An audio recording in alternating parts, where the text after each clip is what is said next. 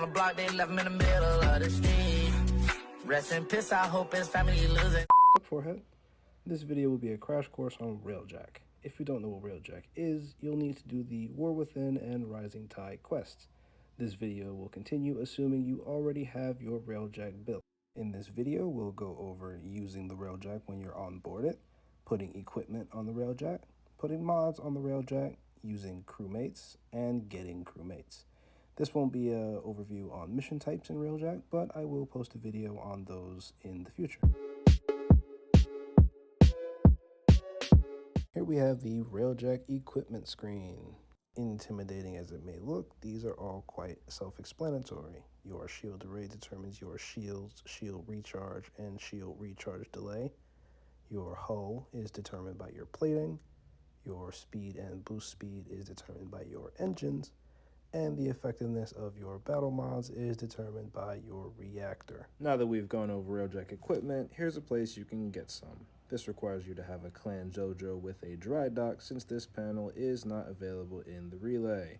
Here you'll find weapons, shields, armor, and engines for your ship. Each part category has a tier from 1 to 3, with 3 being the best. The name of a particular weapon also hints at how it functions. For example, Photor are beam weapons that do heat damage, and notably these are great for NPC crewmates. It's also necessary to bring up your artillery piece, which is important for destroying cruise ships, and uniquely, your NPC crewmates cannot use it, so you will have to manually shoot your artillery. Railjack also has its own mod page called the Plexus, which should be familiar to anyone who has modded anything in Warframe before. You have your usual 8 slots along with an aura slot, but Railjacks also have 2 additional slots for battle and tactical mods, which can be understood as active and passive abilities for the Railjack.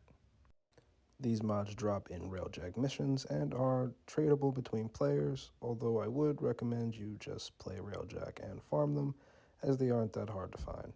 We've talked about Railjack equipment, we've talked about Railjack mods, now we can talk about intrinsics. As you play Railjack, you will gain intrinsics in the same way you gain normal XP, and you spend intrinsics on the various different categories: tactical, piloting, gunnery, engineering, and command. These categories are rather self-explanatory. Piloting and gunnery will make you better at those respective categories. Engineering will make your Omni more effective. It'll cost less to put things like fires out. And tactical is a good general all-rounder to level, as it allows you to do things like teleport back to the Railjack and teleport around the Railjack if you don't feel like running. The only one that's not super self-explanatory is command, which allows you to hire NPC crewmates. I'll go over that in its own little segment because there is just a little bit extra to talk about pertaining to that, but intrinsics are important. These NPC crewmates will become available to you once you start leveling up your command intrinsic, and they can be purchased from Ticker in Fortuna. Ticker will always have a rotating stock of crewmates that you can hire, and the cost of these crewmates is determined by your affiliation with their respective syndicates. For example, here you can see that Sit Raho costs 4,040 cubic diodes to hire. This is probably because I'm allied to Steel Meridian, so he's slightly cheaper, whereas the Red Veil character over here has a 100% Red Veil tax, because Red Veil hates me and wants me dead.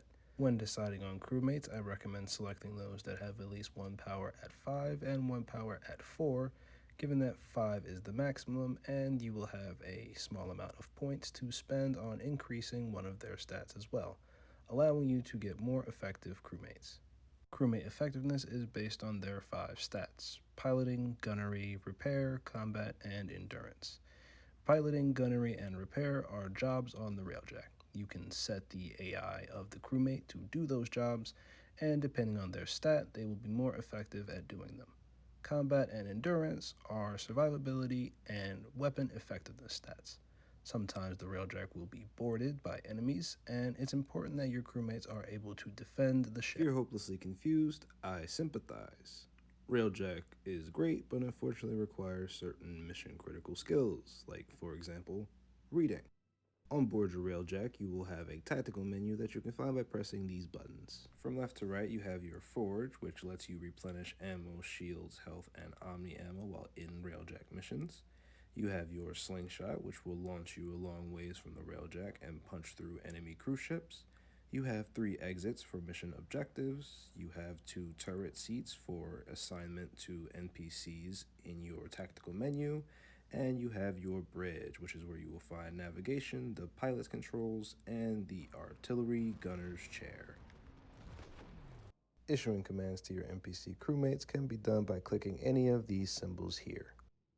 Each of these 3 NPCs is set to each of the 3 categories of jobs they're capable of doing on the railjack. That includes piloting, gunnery, engineering, and defending, which is just roaming the ship looking for things to kill. Nincompoop! Must I hold your hand? My goal was to keep this video below 5 minutes, but every time I started talking about this system, I realized there was something I was missing or something I wasn't talking about. As I said up top, this was not going to be an overview on mission types, although I will go over mission types in another video. But suffice to say, Railjack is an awesome system that I recommend everyone try out.